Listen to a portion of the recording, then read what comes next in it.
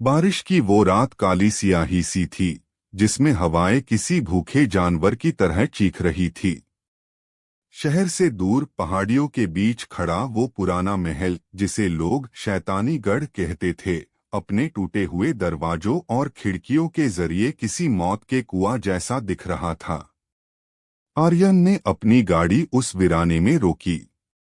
उसकी सांस की आहट खामोशी को चर रही थी। उसने महल के बाहर कदम रखा तो जमीन पर बिखरी सूखी लकड़ियों की चैट चैट की आवाज ने सन्नाटे को तोड़ दिया। महल की दीवारें सदियों पुरानी सिलन और खून जैसी गहरी लाल रंगत वाली कई से ढाकी हुई थी। जैसे ही आर्यन ने पहला कदम मेन गेट के अंदर रखा, एक ठंडी हवा का झोंका उसके शरीर को चियर गया। अंदर का माहौल बाहर से कहीं ज्यादा भयानक था।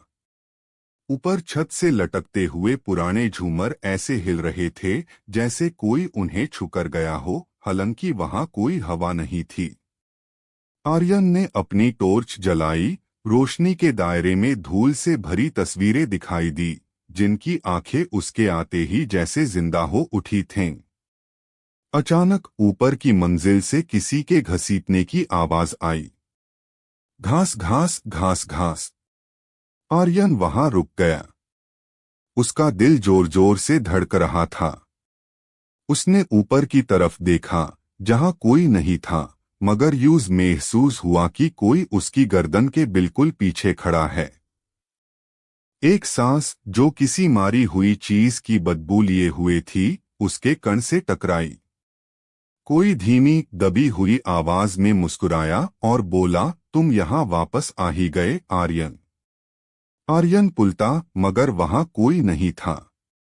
सिर्फ एक पुरानी कुर्सियों का जोड़ा वहां रखा था, जिस पर अभी अभी किसी के बैठने का निशान उभार रहा था। महल के अंधेरे में से हजारों आंखें उसे घूरने लगी थीं। वो समझ चुका था कि ये महल सिर्फ पत्थरों का ढेर नहीं है, बल्कि एक ऐसा जाल है जहां से जिंदा वापस निकलना नामुमकिन है। उसने भगने के लिए दरवाजे की तरफ दौड़ लगाई, मगर दरवाजा अपने आप धड़ाम से बंद हो गया। आर्यन का गाला सूखा जा रहा था। उसने फिर से टॉर्च जलाई और इस बार रोशनी सीधे सामने की दीवार पर पड़ी। वहां खून से लिखा था, स्वागत है नए शिकार। और तभी महल की हर एक खिड़की से एक साथ चीखने की आवाज आई, जैसे पूरा महल ही एक साथ रोने लगा हो। हवाओं का शोर महल की टूटी हुई खिड़कियों से टकराकर किसी चीख की तरह सुनाई दे रहा था। आर्यन ने अपनी टॉर्च की रोशनी उस अंधेरे कॉरिडोर में डाली, जहां की दीवारों पर लगे पुराने पेंटिंग्स के चेहरे वक्त के साथ गल चुके थे। वो तस्वीरें ऐसी लग रही थी मानो उनकी आंखें उस पर टिकी हो। उसने कदम आगे बढ़ाए तो फर्श पर बिछ पत्थरों से एक अजीब सी खर्च की आवाज आई, जैसे कोई लोहे की चीज जमीन पर घसीटी जा रही हो। वो रास्ता उसे महल के तहखाने की तरफ ले जा रहा था। जैसे जैसे वो नीचे उतर रहा था, हवा में एक सदी हुई बदबू घुल गई थी, जिसमें पुरानी मिट्टी और खून की नामी का एहसास था। अचानक आर्यन के कंधे पर किसी ने ठंडे हाथ का हल्का सा दबाव महसूस किया। वो एकदम से पैल था, लेकिन वहां कोई नहीं था। सिर्फ एक पुराना झूमर जो छत से लटका हुआ था, बिना किसी वजह के धीरे धीरे हिलने लगा। उसकी घंटियां किसी मौत के गीत की तरह बज रही थी। आर्यन की सांसें तेज हो गई थी। उसने देखा कि सामने की दीवार पर खून से लिखा हुआ एक निशान उभार रहा था। वो कोई भाषा नहीं थी, बल्कि कुछ ऐसे निशान थे जो इंसानी दिमाग को पागल करने के लिए काफी थे। उसने वहां से भगने की कोशिश की, मगर उसके पैर जमीन से चिपक गए थे।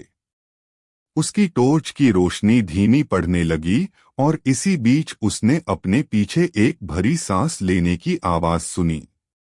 वो आवाज किसी इंसान की नहीं, बल्कि किसी ऐसे शख्स की थी जिसके गले में जख्मों का एक गहरा निशान हो। अंधेरे में से डू सेफ्ट आंखें चमकी और एक ठंडी आवाज उसके कण के बिल्कुल पास गूंजी। तुमने यहाँ आकर अपनी मौत का दरवाजा खुद खोला है। आर्यन की चीख उसके गले में ही फंस गई जब उसने देखा कि उसके चरण तरफ पुराने जमाने के दरबारी खड़े थे, जिनके चेहरे पर गोश्त नहीं था, सिर्फ हड्डियां दिख रही थी, और वो सभी एक साथ उसकी तरफ बढ़ने लगे। महल की दीवारें कांपने लगी और धूल के गुबार में वो काली परछाइयां आर्यन को अपनी तरफ खींचने लगी। उस रात उस वीरान महल की खामोशी में एक नई चीख शामिल हो गई, जिसे सुनने वाला वहां कोई नहीं था।